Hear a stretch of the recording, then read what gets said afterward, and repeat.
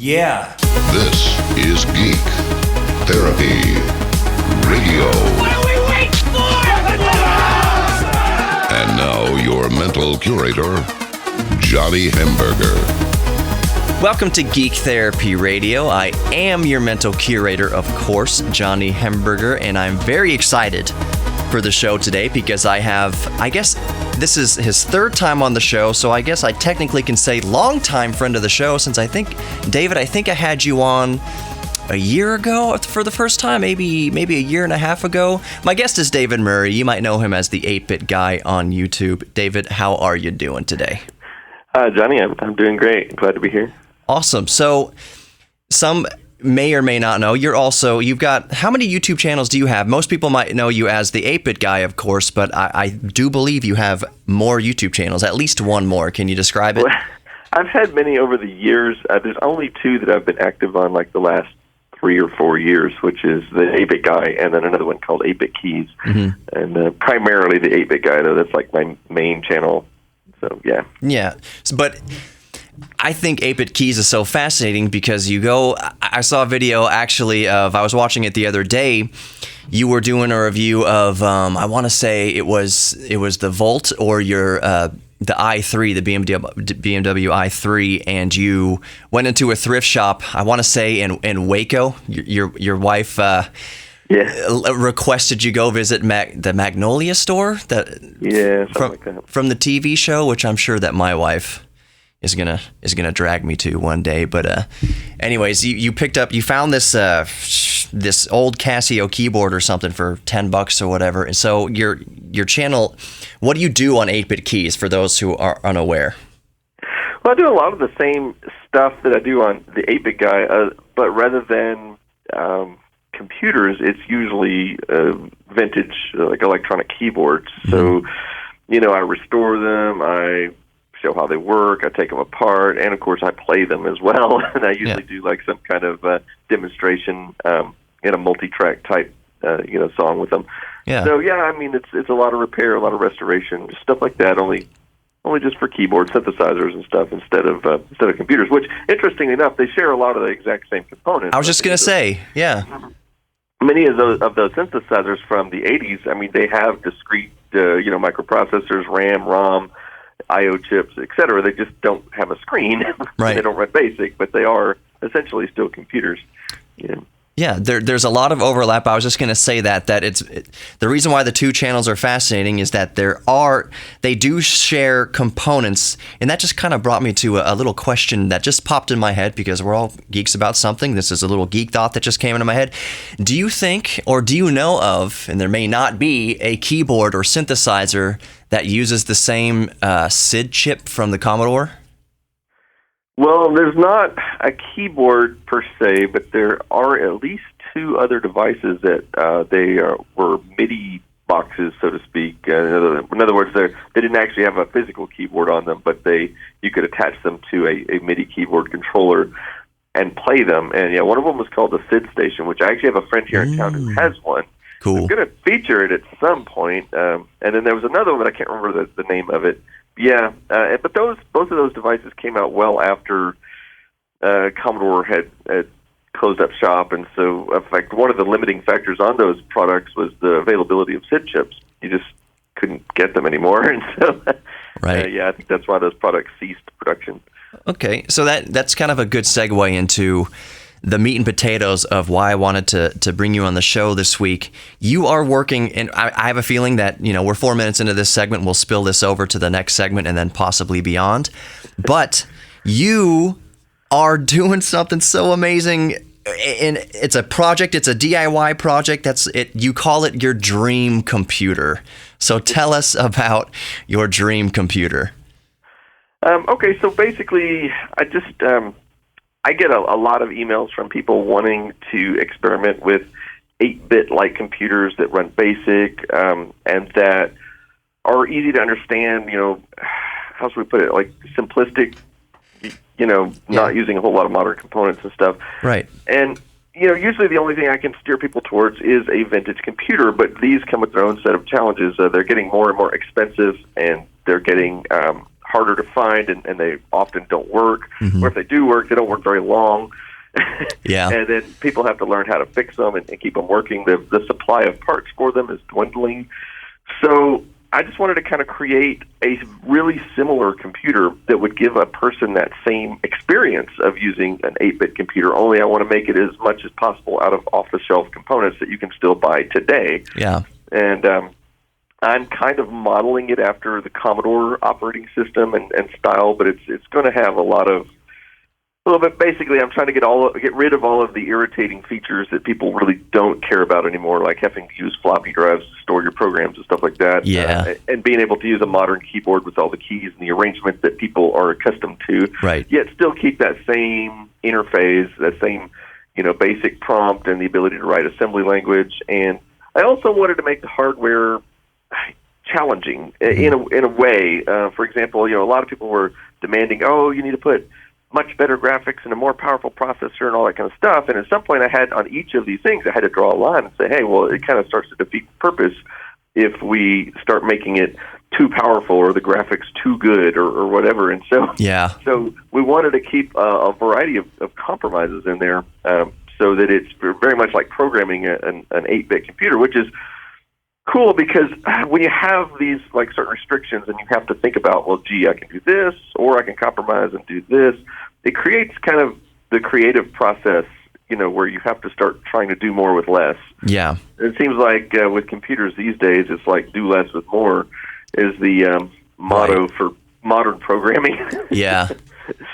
Yeah, I'd agree with that. For those of you just joining us, I am talking to David Murray. You may know him as the 8-Bit Guy on YouTube. You should definitely go subscribe to his channel there on YouTube. He's a local Texas guy, just like yours truly, here on Geek Therapy Radio. So it's always a thrill to talk to him. And we're talking about his dream computer. He's had a lot of people reach out to him, telling him what they want in an 8-bit computer. We should make kind of a modern, quote-unquote, 8-bit computer, but as he was just describing, it can't be too powerful, it can't be too whatever, but it's just a very fascinating conversation I'm having with David, and the reason I'm stalling like this is because the segment is almost over, and I want to talk more about this 8-bit computer, this modern, quote-unquote, 8-bit computer in the next segment. So, David, can you stick around for another segment at least? Yeah, no problem. Because there are some fascinating concepts and thoughts that I want to raise with you and get your opinion on here in the next segment. So we're going to do that. I'm talking to David Murray, the 8-Bit Guy. We'll be right back for more Geek Therapy Radio. Don't go anywhere.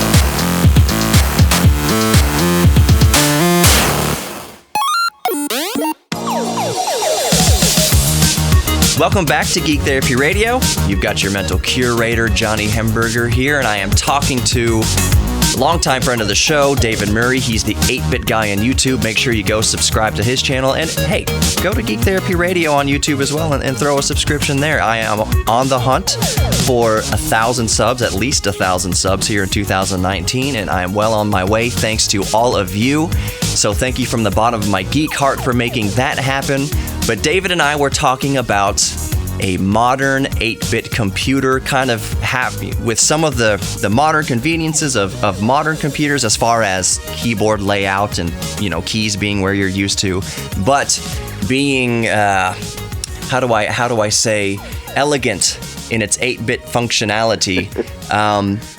So David, what I wanted to ask you about is you mentioned that you were building this with off the shelf parts. Can you tell us a little bit about those parts and kind of how you're supplying them? Okay, so one of the requirements that I had was that we'd be able to build it with off-the-shelf parts without using any old stock, because we did, I don't know how popular this product may or may not get, and I don't want to get to a point where, kind of like the SID station we talked about earlier, where we get to the point where there just aren't any more chips available and then the product is dead. Yeah. And so that's been a bit of a challenge because a lot of the parts that we thought we could use, we found out they're really not available anymore. They're just a lot of old stock. Mm-hmm.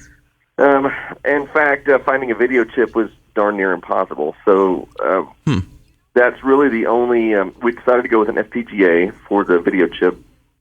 Okay. And the processor is the 6.816, which is a 16-bit processor, but it's backwards compatible with the good old 6502 that was used in all the Commodore, Apple, and Atari products Awesome. of the 80s. So I really actually just wanted to go with the 6502, but I was kind of convinced to go with the 65816 because it is backwards compatible, so it runs all the same code, but it is a 16-bit processor, and that it can access 16 megs of RAM. How fast does it run?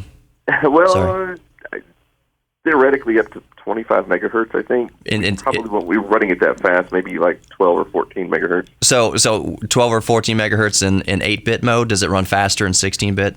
Is that... Not, well, I guess it could if you're using 16-bit code. Yeah, but it'll scream compared to the 1 megahertz Commodore 64. Yeah. But it'll still be very slow by today's standards. So I'm sorry, go on. I was just going to say, so I mean, you should be able to actually write programs in BASIC that actually are fast enough to make at least modest games and whatnot. Where like on the Commodore and the Apple and the Atari, BASIC was just too slow to write much of anything other than like a text adventure game or something. Yeah. Is there going to be any compatibility with Commodore software? Well, minimally. So for those who are familiar with Commodore products, if you take like the VIC-20 and the C64 and you compare them, for example, they can't really run each other's games, but they run the same BASIC. I mean, literally the exact same BASIC version. And so if you write a program in BASIC on the VIC-20, it'll run on the 64 as long as you're not using any direct hardware write memory locations or something, as long as it's just strictly BASIC. And so I think we'll wind up with that same level of compatibility where we have a screen layout and editor and BASIC and everything that operates exactly the same. It'll be very familiar, and it will theoretically hopefully be able to run standard BASIC programs from the Commodore. It just won't be able to run any of the games or anything that use graphics or any of the unique hardware like the SID chip or something like that. Right. Oh, yeah. Okay. Yeah. So, but that's kind of the elegance of the machine you're trying to create here.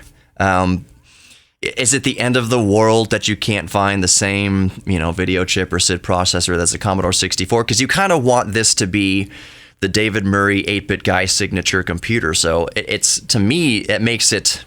It's just extra, all the cooler that it's not just a Commodore clone. We've had Commodores, the Commodore 64 and the VIC-20 and the 128 and everything like that. We don't necessarily want another one. We want the David Murray take on old 8-bit computers of the past. So that's really cool to me that it's almost like there's creativity in the limitation. Yeah. Well, not only that, but there's actually certain advantages to breaking compatibility. For example, when someone wants to get started in programming, and sometimes it can be daunting because you say, okay, well, I want to write a game or a demo or something like that. Let's just say we want to write Tetris or Pac-Man or something like that. Yeah. But when you go on the Commodore 64, you're immediately judged by all of the existing versions of Tetris and Pac-Man that have already been done, which are probably going to be way better than a beginner, right? Yeah, right. So it can be a little bit discouraging, but when you have a brand new platform, you can be the first person to write Tetris or Pac-Man or Qbert or whatever the heck you want to write. Yeah. Wolfenstein 3D, whatever. You can be the first one to do that, and so you don't have to worry about being judged against somebody else's, version that they already made because it doesn't exist. Right. It's their own. It's their own version. That's kind of the beauty of basic programming and programming in general, is that you can write it's your own game. It's your own, well, not just game. It can be your own word processor, your own anything. I think that's one of the beautiful things about what you're trying to do here with the Dream computer.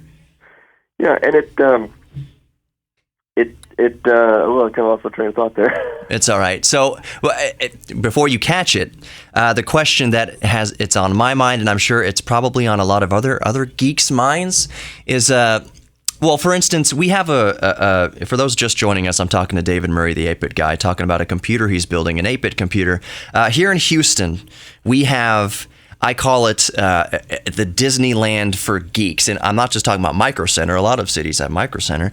But the true like Disney World for geeks, I'd say. Micro Center is Disneyland for geeks. This is the Disney World. And it's a store called EPO, Electronics Parts Outlet. And what it is, it's not somewhere you go into and buy iPhones or big screen TVs. It's where you go to buy individual resistors and capacitors and potentiometers and different chips and ICs and breadboards and wires and even belts for, well, anything that needs a belt, a turntable, an old cassette player, anything like that. It's just rows and rows of solar panels and LEDs and Zener diodes. It's a really cool place. So my question is, is it theoretically possible? Is it kind of something that you're attempting to do here, to go into a store like that and use maybe most of the parts available at a store like that, individual chips and everything? You might need to special order CPUs and whatnot, unless the place I'm talking about has them. So is that the kind of off-the-shelf thing you're talking about, just kind of readily available? If you could go to Radio Shack back in the day when they existed and even had, you know, different ICs and things like that, is that kind of what your goal is here, that someone can basically take the diagram of the computer and theoretically, just theoretically, build it yourself? Is that something that you even want to do, that you wouldn't just sell them the complete thing, that you could just sell them the diagram and parts list? Yeah, in theory, and there's been some discussion about that. There's, you know, some of the problems that you do run into with trying to sell something like that, though, especially if I sold them a board or even a kit that comes with all the chips. Well, that sounds cool. There's invariably going to be people that put it together wrong or put something backwards and blow it out or whatever. And yeah. Then, you know, I'm going to have to deal with all the support and all that. And I don't know that I can handle that level of support because I just don't have the time. True.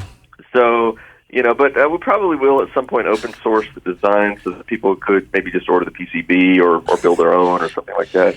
And I should mention, this is quite a bit of a team effort. Yeah. In fact, you might be surprised, but the actual person that I've got designing the board is Bill Hurd himself. Oh, cool. A lot of people aren't aware of that, but I actually haven't talked to Bill in a couple of weeks. But I need to get back with him. But yeah, he's designing the original board, and so you know he's the one that designed the Commodore 128 and the Commodore Plus4 back in the day. So yes. Very experienced in that sort of thing. And then I've got at least 4 or 5 other people working with me on this project. So even though it kind of was my dream, it seems like a lot of people are already on board. And there's quite a lot of interest, way more interest than I thought there was going to be in the product, to be completely honest. Well, it's kind of, we'll wrap up the segment here. Can you hang on for at least another one? Is that cool? Yeah. You got the time for it? Time for us geeks here on Geek Therapy Radio? Okay, so what was I going to say? Now you made me lose my train of thought. It doesn't matter. We'll get into it in the next segment here of Geek Therapy Radio. I'm talking to David Murray. He is the 8-Bit Guy from YouTube. Go subscribe to his channel. Go subscribe to Geek Therapy Radio, also on YouTube. We're going to talk more about his dream computer he's building in the next segment of Geek Therapy Radio. Don't go anywhere.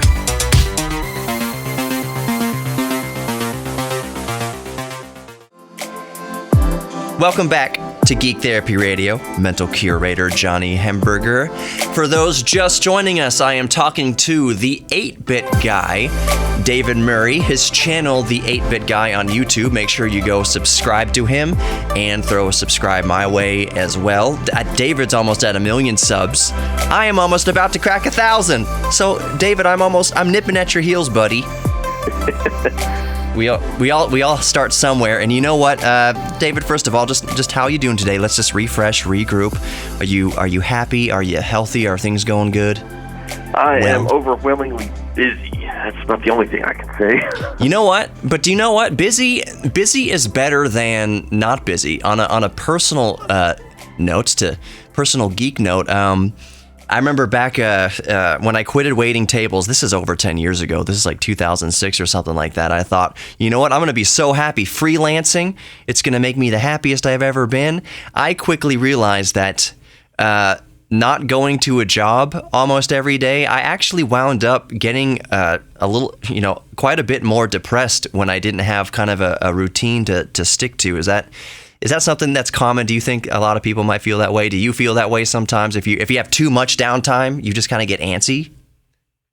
Well, yeah, I mean, that's one of the problems I have is I rarely can relax because I always feel like, well, I have like this huge number of things I need to be doing because I've got like my fingers in like 10 different pies, right? So right. I'm always got something to do, and so it's really hard for me to just take some time and relax because I just feel like I'm wasting time, you know. You know, I work myself to death. Yeah. I feel sometimes with our busy lives, and I'll stand there at the grocery store, and we'll get back to the computer in a second, I promise. But we're connecting here. I'll stand in a line at the grocery store that's kind of long or going too slow, and you hear people around you kind of moaning and complaining. In moments like that, I take those as kind of maybe it's kind of zen of me, but I take those moments as, hey, I've got 5 minutes to relax, and there's nothing I can do about it. So I'm just going to sit here and kind of not look at my phone and just kind of, re-engage with my thoughts, check in with myself, and just kind of use this 5-10 minutes that I'm forced to wait to kind of relax. So that's kind of, I don't know, if some people are if they feel like they're going a million miles an hour, doing a million things, like there's times in our lives where we do kind of have to wait. So maybe play Sudoku in your head or play Tetris in your head while you're in line. Just use that opportunity to relax. Am I kind of off base with that? Or that doesn't work for me. I'm usually too busy thinking about all the things I could be doing if I weren't waiting in this line. See, that's true too. There's two types of people. Some that we just gotta, to be happy, we gotta keep moving. Then there's other people who want nothing more in life than to just be still. I think I'm kind of in the middle. I appreciate the times where I can be still, but I also, like, from personal experience, I know that I need to keep moving to feel like I'm like adding to society or something like that. One of the problems I'm having right now, which is something I haven't talked about a lot lately, but I'm sure, I think we actually talked about Planet X3 on one of the last times I was on your show, which was like sometime last year. Right. And I'm actually in the shipping phase of that. So, I finished the game in December, and I got all the materials here, I think around late January or early February, and then started shipping. Mm-hmm. And one of the problems I ran into is that it's taking much, much more time to ship the thousands of copies of this game than I thought it was going to take. Yeah. My wife and my daughter have been helping me, and we can only ship out about 40 or 50 copies on a given day. And I think on a weekend, we can ship out maybe 100. Mm-hmm. And it's just, it's a lot more work to assemble these boxes, put all the, different things that go in it, and then, print the shipping labels, and then, of course, all that has to go into a different shipping box. It has to be folded up and taped and all of that. And in reality, it takes, around 10 minutes to assemble in, one box. You wouldn't think it would take that long. I never did. Yeah. And so that's just absolutely killing me, because I'm spending 5 or 6 hours a day trying to get Planet X3 shipped off to all the people who backed it on the Kickstarter. Yeah. And it's really robbing me of time to devote to my YouTube channel, which is and my computer project that we've been talking about. In fact, I haven't hardly done anything on the computer project since I posted that first video about it a while back, because I'm just going to have to wait until I get done shipping all these Planet X3 games before I can devote more time to that. Well, on the bright side, we're about 3/4 of the way through, so hopefully in another 2 or 3 weeks we'll be done. Be kind of caught up. Hey, I'm going to be opportunist here for a second. If you ever need help with a YouTube video, I'll be happy to make one for you, for your consideration at least. You can think about that. We'll talk about that later. But are you finding so when you design and code and put all the blood, sweat, and tears into making a game like Planet X3, which listeners, I'm talking to David Murray from the 8-Bit Guy on YouTube. He's made a game called Planet X3. What are all the platforms it's currently available on right now, David? It's just MS-DOS. I mean, of course, it runs on practically any MS-DOS computer, whether it be CGA or VGA or Tandy or whatever. But yeah, just MS-DOS. So after all the blood, sweat, and tears, while you were developing the game, did you think that just the actual nut and bolts of the shipping process was gonna take so much time? No. Yeah, I mean, I thought it might take 2 weeks to ship all of the Kickstarter backers, and I guess boy was I wrong. It's kind of a welcome surprise, though, wouldn't it be? Almost in a way. It was a very unwelcome surprise that it's taking that long to fulfill all the orders. Yeah. That's true. But when we're talking about your dream computer, you said you didn't know what the response would be to it. So when you made Planet X3, I'm sure you weren't kind of thinking about you were wondering what the response to that would be. And would you say it's been kind of overwhelming? Well, yeah, I mean, there was way more people pre-ordered the game than I expected. But even then, I really didn't think it would take that long to ship them all. I always thought the hardest part would be coding the game, and then once I was done coding it, the rest would be downhill. But really, it's turned out to be kind of the opposite. That shipping has actually been more of a challenge than coding it. Yeah, it's interesting how life kind of throws us that curveball, how you can be so focused on one aspect of it. We have tunnel vision towards coding the game, and then all of a sudden we get blindsided by, holy crap, this is really popular, and it takes 10 minutes to assemble the packages, and I have thousands of backers that I got to get this out to. It's ironically funny. It's not really funny, but it's kind of how we get blindsided by the logistics. The logistics of the whole thing kind of kind of. In fact, a lot of people have been wondering why I haven't done any kind of follow-up video on my YouTube channel.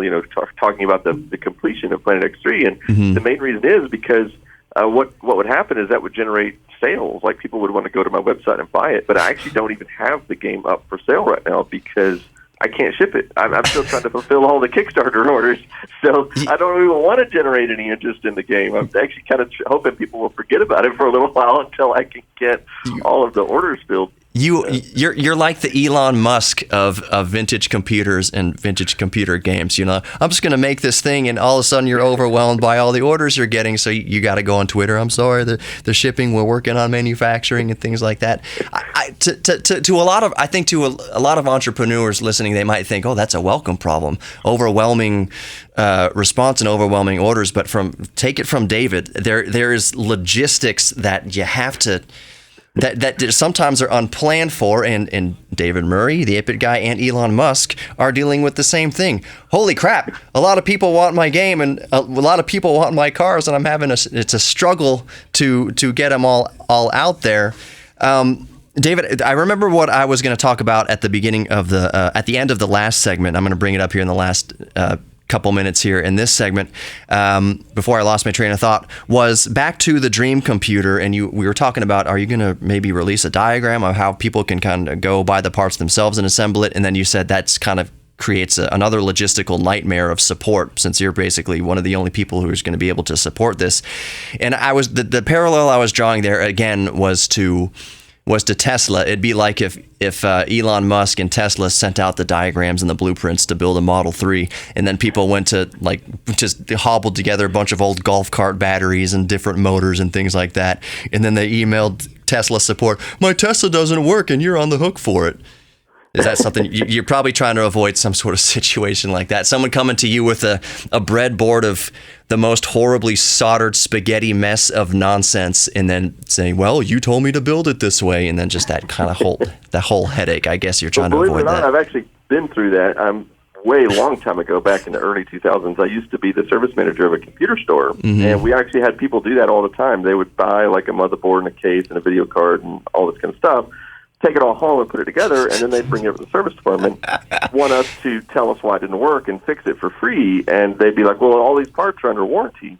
Yeah. And I would use a similar analogy. I said, well, hey, if you went down to the Honda dealer and bought all the parts to build a Honda Accord, and you put it together yourself, the service department's not going to service that for you.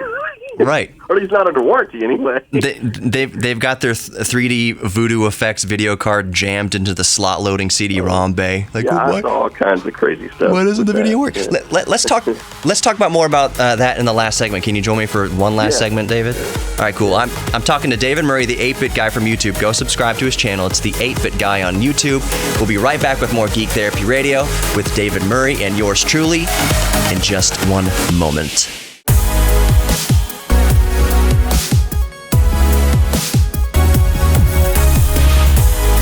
Welcome back to Geek Therapy Radio. I'm your mental curator, Johnny Hemberger, joined here, for those of you just joining us, with David Murray, also known as the 8-Bit guy on YouTube.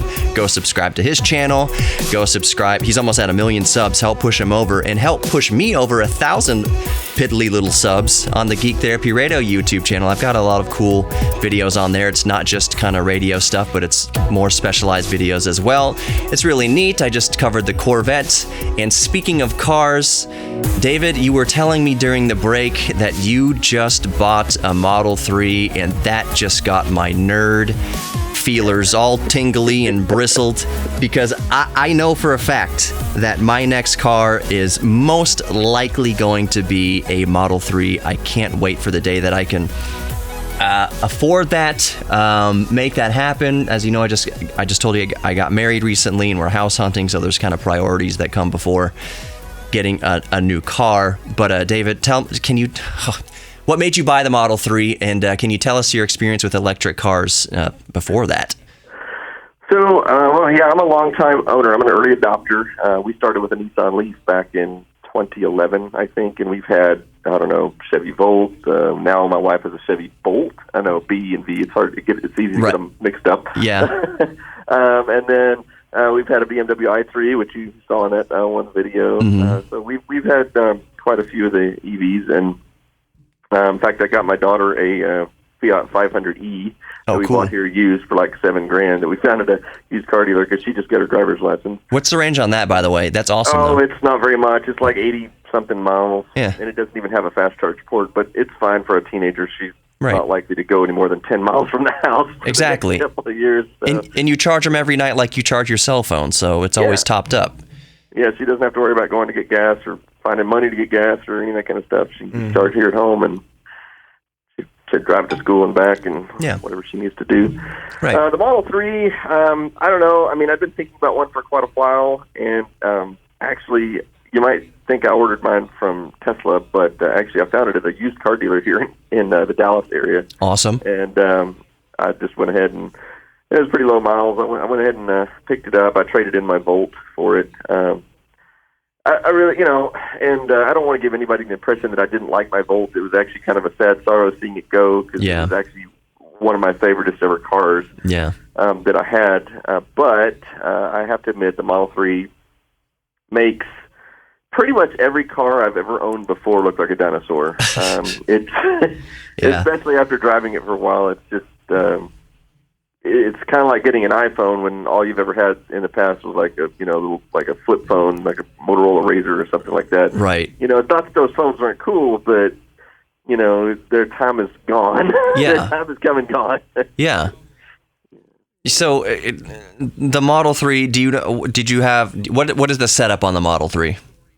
The setup? Like, did you get the extended range or kind of what options? Do you know anything about that? Mine is the long-range model. Cool. It's one of the first ones that they started producing. So it's got the 310 miles of range. It's just the standard rear-wheel drive. So it's not the performance model with the four-wheel drive that you see on YouTube in the drag strips. However, right. I have to admit, when I drove the thing off the lot and floored it for the first time, I actually kind of wondered if they'd made a mistake and sold me the performance model because I'm like, holy cow, this thing is fast. And I had to look up the specs. I think it was 0 to 60 in 4.9 seconds. Yeah. And that's the non-performance model. Right. That's the standard, That's a space model. And something that's really cool, as I'm sure you know from having... How long have you had it so far?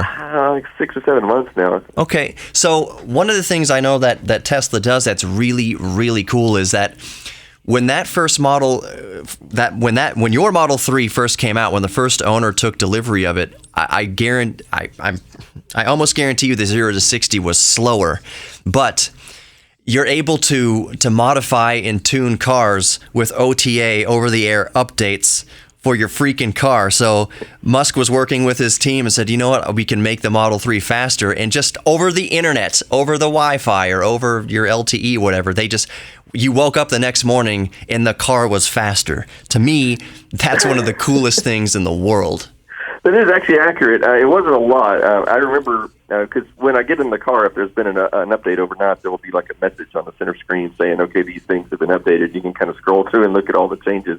Mm-hmm. And yeah, they did say it was like a 5% performance boost and a small range increase as well. But there have actually been multiple operating system updates since I've owned it, just in the short time I've had it. I mean, it's kind of like when you get an operating system update on your phone. I mean, right. In many ways, it's annoying because you're used to one thing being like the radio controls, for example, got changed around. I got in there one morning and I'm like, whoa, where'd the button go to do that? Yeah. And then they moved it over here. So, I mean, that's a little bit annoying because you get used to something. Yeah. But on the other hand, the operating system is constantly evolving. just like it would be on your phone or anything else. Yeah. So, I mean, I guess that's kind of good.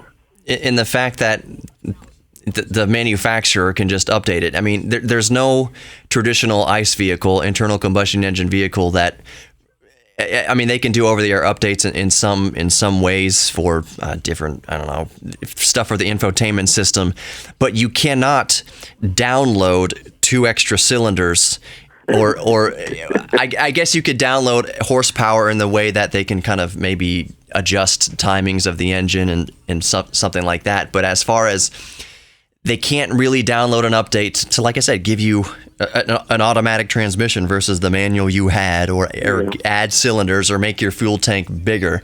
So that's kind of the new era where we're entering into with electric cars, and that's one of the reasons why as a geek, as a nerd, I am stoked about eventually getting a Model 3, and I think Tesla was able to do something which I kind of have always thought from the beginning is kind of the holy grail with environmentalism, is that, you know, previously, before Tesla, you know, discounting the Chevy EV1, which is a whole conspiracy theory in itself, electric cars were fuddy-duddy and dorky, and no one really wanted them from an aesthetic version. But what Tesla did is they made electric cars and renewable energy and all that sexy and desirable and marketable. Like, he used capitalism and the market to his advantage to advance environmentalism, which was brilliant. I always saw that as a flop. Like, previously, you're marketing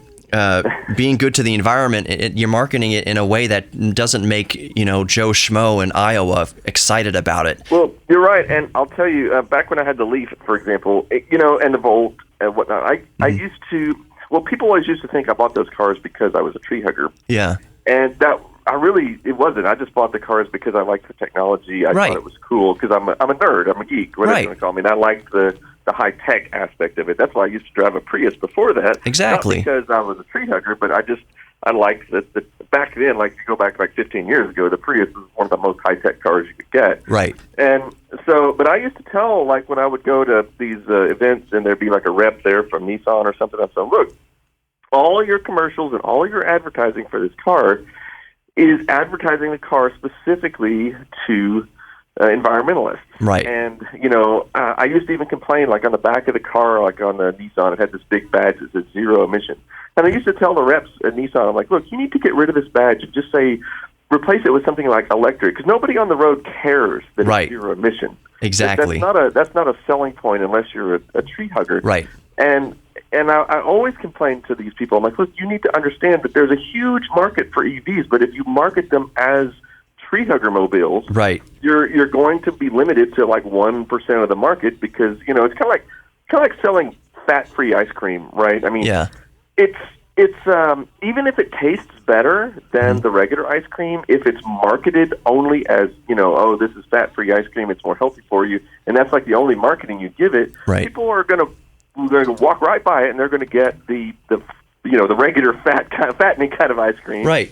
Because they're just going to assume it tastes better, right? And it's the same thing with these EVs, and I think the manufacturers are getting it now. Tesla kind of, you know, Elon Musk had it right. I mean, he's like, hey, let's use this technology for what it's capable of, and market it as cool rather than market it as. Because you never hear Tesla, well, I mean, not ever, but rarely do you ever hear them talk about their cars as environmentally friendly, because that's not who they're marketing to, even though they are. That's not who they're marketing to.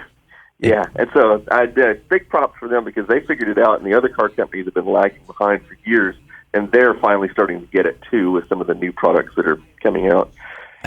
Right, David, I couldn't agree with you more. We are at the end of the show now. Is there a timeline on the Dream Computer? Is there anything you want to plug right now, or anywhere you want to send listeners to help you out in any sort of way? Is there anything you want to tell us about? Really, I have a Facebook group that you can look up called Commander 16 Prototype, and there's like 7,000 members in that group already, and that's where we discuss all of the ongoing development with the public. I mean, we have other channels where we talk between ourselves, but yeah, with the public, that's kind of where we talk about all the things going on with it.